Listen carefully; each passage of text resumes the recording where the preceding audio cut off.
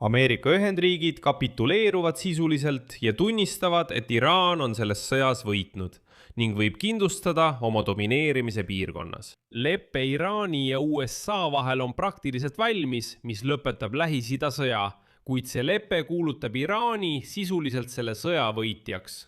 Kogu Donald Trumpi meeskond, sealhulgas ta ise, väidab, et tehing Teheraniga on praktiliselt valmis ja varsti avalikkusele esitletav. Näiteks Trump teatas, et Valge Maja ei oota, et pühapäeval saavutatakse kokkulepe, mis lõpetaks sõja Iraaniga. Ja ta arvab, et tehingu heaks kiitmiseks Iraani juhtkonna, sealhulgas ülemjuhi poolt, võib Khamenei staabil kuluda mitu päeva. Kuid tema arvates on rahu saavutamise võimalused väga suured.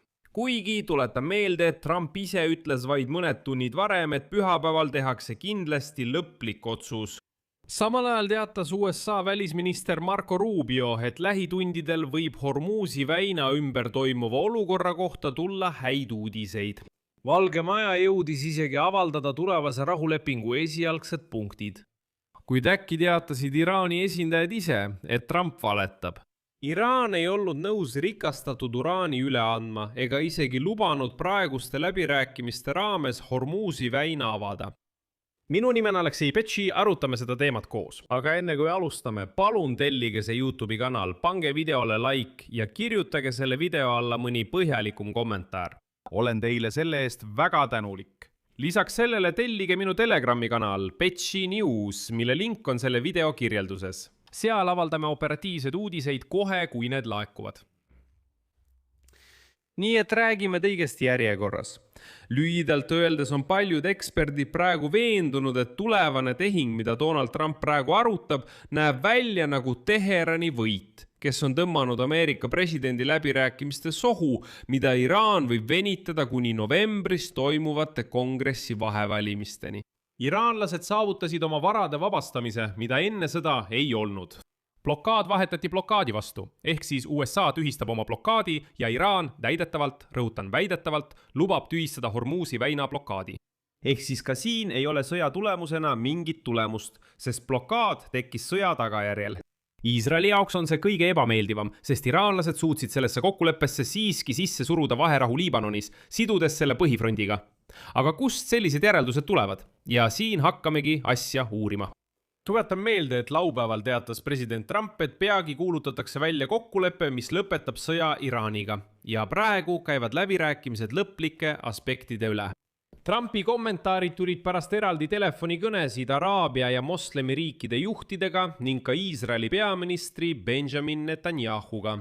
See on USA presidendi kõige kindlam avaldus tema valmisolekust nõustuda vastastikuse mõistmise memorandumiga, mida Iraaniga arutatakse.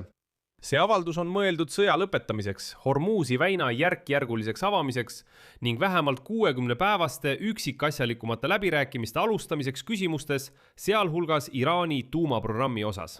Väljaanne Axios kinnitab, et kõik Pärsia lahe liidrid veensid Donald Trumpi sõda lõpetama, sest ta on juba näidanud, et ei suuda selles võita. Ja nüüd ütlevad Araabia ja moslemi riikide juhid, kuulge, me ei usu enam, et te selles piirkonnas võidate. Donald Trump ei saa midagi muuta peale selle, et lihtsalt kuulutab välja läbirääkimised, mis võivad kesta igavesti. Ja Pärsia lahe riigid ütlevad, kuulge, jätkake ilmselt oma läbirääkimisi, sest meil on sellest sõjast kõrini, te ei suuda selles võita. Juba kõik näevad, et Donald Trump on jõuetu, kuigi praegu üritab Trump esitada läbikukkumist kui võitu. Asi on selles, et kokkulepe, mille USA ja Iraan väidetavalt kohe allkirjastavad, näeb ette relvarahu pikendamist 60 päeva võrra, mille jooksul avatakse taas Hormuzi väin.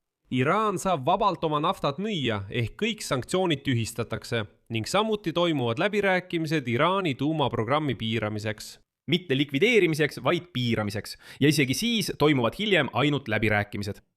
Ehk siis Iraan saab hulga järeleandmisi, aga ise ei luba mitte midagi. Üldse mitte midagi. Asi on selles, et sel viisil üritab Donald Trump kustutada seda tulekahju, mille ta ise põhjustas. Kokkulepe võimaldab vältida sõja eskaleerumist ja vähendab survet maailma naftatarnetele. Siiski ei ole selge, kas see kokkulepe viib püsiva rahuleppeni, mis lahendaks ka tuumaküsimused. Praegu eeldatakse, et mõlemad pooled allkirjastavad vastastikuse mõistmise memorandumi.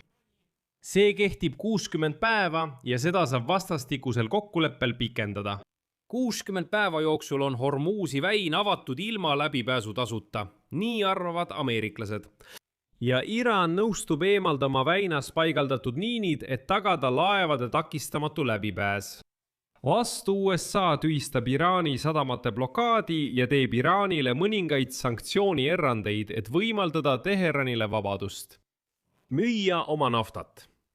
Tuletan meelde, et enne sõda olid üldiselt üsna karmid sanktsioonid. Nüüd ütleb Trump, et olgu, me tühistame blokaadi, vabastame varad ja tühistame sanktsioonid. Mis siis probleem on? Kõik see tuleb kasuks Iraani majandusele ja Trump kaotab oma peamise survevahendi.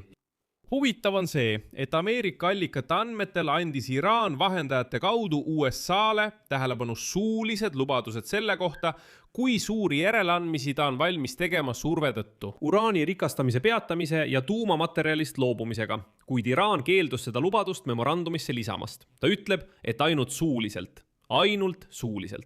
Aga USA nõustus isegi sellega. Pealegi tundub, et Trump on valmis kõigeks, peaasi, et sõjast välja tulla, mille ta on ilmselgelt kaotanud. Muidugi tulevad nüüd Trumpi pooldajad kommentaaridesse ja hakkavad jälle rääkima. Petši, sa ei mõista kogu strateegiat, Donald Trumpi strateegia suurust. Milles see suurus seisneb? Ta kirjutab lihtsalt alla läbikukkumisele, tegelik kokkulepe. Vastastikuse mõistmise memorandumi projektis on selgelt kirjas, et sõda Iisraeli ja Hezbollah vahel Liibanonis lõpetatakse ning Hezbollah jääb alles. Iisraeli peaminister Benjamin Netanyahu on juba öelnud, et ta on sellise punkti üle täiesti šokeeritud. Ja nüüd astubki välja USA riigisekretär Mark Rubio ja teatab, et lähitundidel võib Hormuzi väina ümber toimuva olukorra kohta tulla häid uudiseid. Ja edasi toon ühe tema väga huvitava tsitaadi. Ma tõesti arvan, et selles vallas on häid uudiseid, kuid need ei ole lõplikud uudised. Kuid võib-olla hiljem täna saame rohkem rääkida. On saavutatud teatav edasiminek. USA näeb viimase 48 tunni jooksul teatavat edasiminekut. Ja kui kokkulepe õnnestub, võib see tagada meile mitte ainult täielikult avatud väinad, ma mõtlen avatud väinad ilma lõivu võtmata, vaid ka lahendada mõned võtmeküsimused, mis on seotud Iraani varasemate tuumarelvade ambitsioonidega. Kuulasite jah seda Rubio tsitaati, aga tundub, et Rubiol pole praegu üldse midagi välja kuulutada. Esiteks on Teherani esindajad juba teatanud, et Iraan ei ole nõustunud andma üle oma kõrgelt rikastatud uraanivarusid ning väitnud, et see küsimus ei olnud osa eelkokkuleppest Ameerika Ühendriikidega. Samuti lükkas Iraan tagasi kõik ameeriklaste väited Hormuzi väina kohta. Iraani agentuur Fars avaldab täna Islami revolutsioonilise kaardiväe korpuse ametliku avalduse. Võimaliku kokkuleppe korral USA-ga jääb Hormuzi väin endiselt Iraani kontrolli alla. See ei tähenda mingil juhul vaba läbipääsu, nagu see oli enne sõda. Väina haldamine, marsruudi aja läbipääsu viisi ja lubade väljastamise määramine jäävad täielikult ja eranditult Iraani Islamivabariigi kontrolli alla ja tema otsustada. Seetõttu on Trumpi avaldus selles küsimuses puudulik ja ei vasta tegelikkusele. Kuidas teile meeldib selline Ameerika presidendi võit? Ja juba pühapäeva hommikul teatas Valge Maja, et ei oota pühapäeval kokkuleppe saavutamist, mis lõpetaks sõja Iraaniga. Ja ta arvab, et Iraani juhtkonna, sealhulgas ülemjuht Majtabuha MNI poolt kokkuleppe heaks kiitmiseks võib kuluda mitu päeva. Ja alles eile õhtul teatas Trump, et juba homme, pühapäeval, kas ta teeb otsuse sõja taasalustamiseks või meil on ülisoodne kokkulepe. Nagu näete, tegelikult ütlevad isegi suured Ameerika presidendi toetajad praegu, et kurat, see on läbikukkumine. Teheran tuleb välja võitjana. Teheran kindlustab oma positsiooni piirkonnas, säilitab oma proksijõud, säilitab tuumaprogrammi ja sai sõja tulemusena enda kontrolli alla terve Hormuzi väina. Sellised on need läbirääkimised. Siia panen 3 punkti, kirjutage oma arvamus ja järeldused selle video kommentaaridesse. Tellige kanal, vajutage kellukesele ja ärge unustage panna laiki. Kui soovite toetada selle YouTube'i kanali tööd, saate seda teha ükskõik millise annetusega selle video kirjelduse all olevate linkide ja rekvisiitide kaudu või teie ekraanil oleva QR-koodi abil. Sellega on kõik. Hoolitsege enda eest, kõike head!